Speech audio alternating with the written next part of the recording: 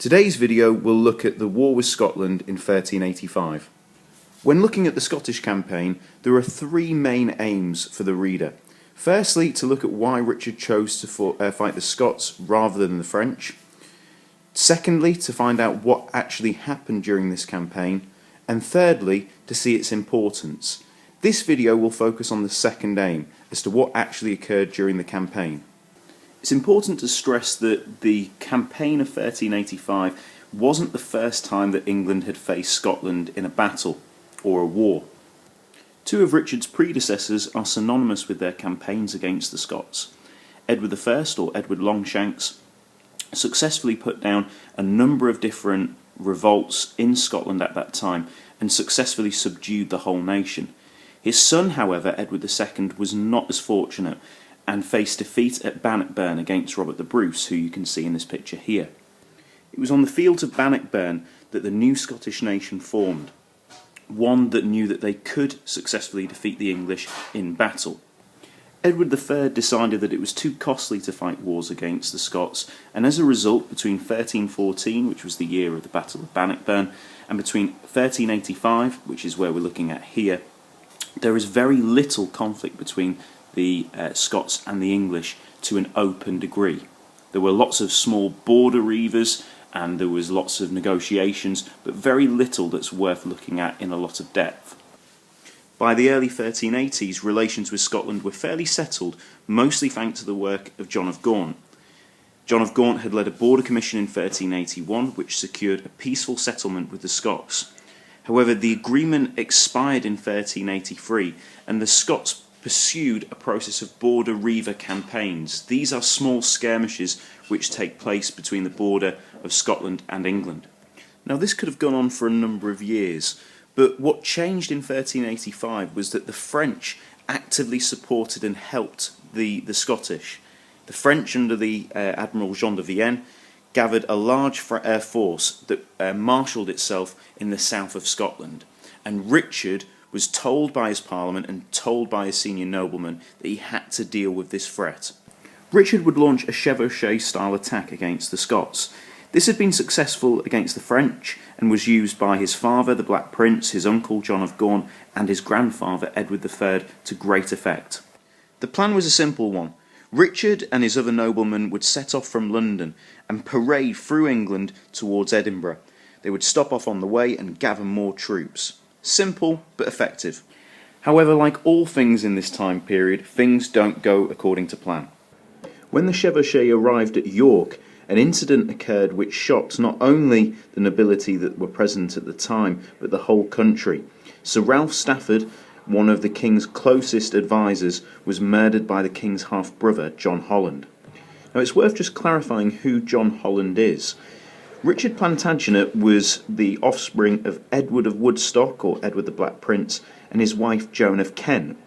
But Joan had been married before to a gentleman called Thomas Holland and had produced 5 offspring, one of them being John Holland, who was a notable knight but had a fearsome reputation as somebody that was prone to have anger issues. Richard was therefore put in the incredibly difficult position of having to judge his half-brother for murder, particularly considering the fact that he had murdered one of Richard's closest friends. Richard made a decision that John Holland would have to give up his lands and titles. He wasn't exiled and he wasn't executed, but this was a massive humiliation. The biggest humiliation, however, was that Richard told John that he could not see their mother, Joan of Kent. The falling out of Richard and his half-brother John was said to be so shocking to their mother, Joan of Kent, that it caused her death in August of 1385.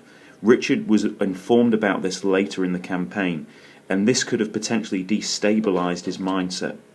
The second important event within the Scottish campaign of 1385 was that Richard granted new titles to a number of his uncles and a number of senior noblemen. Firstly, he elevated his 2 uncles. Edmund Langley was previously the Earl of Cambridge but became the Duke of York, and Thomas Woodstock was the Earl of Buckingham but became the Duke of Gloucester. Because their other brother, John of Gaunt, was already a duke, he wasn't elevated to any further position.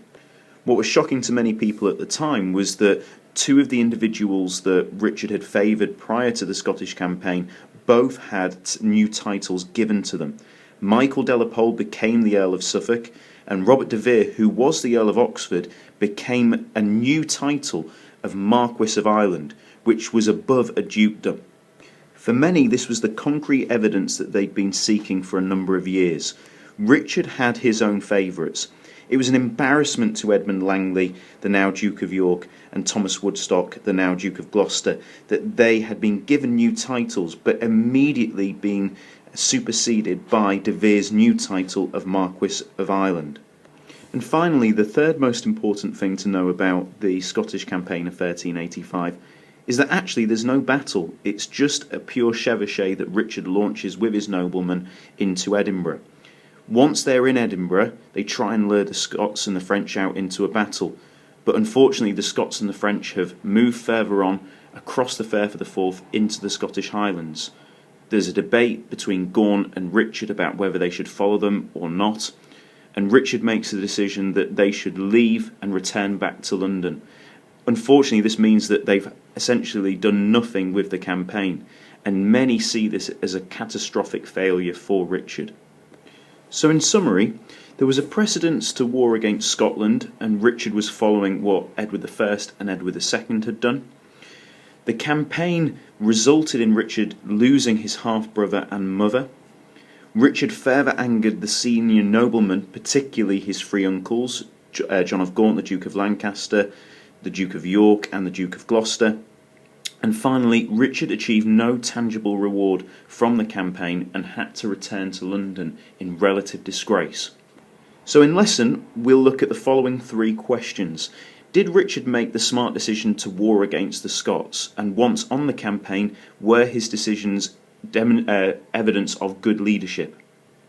Secondly, how did the campaign damage Richard's relationship with his lords? What did York and Gloucester do following this?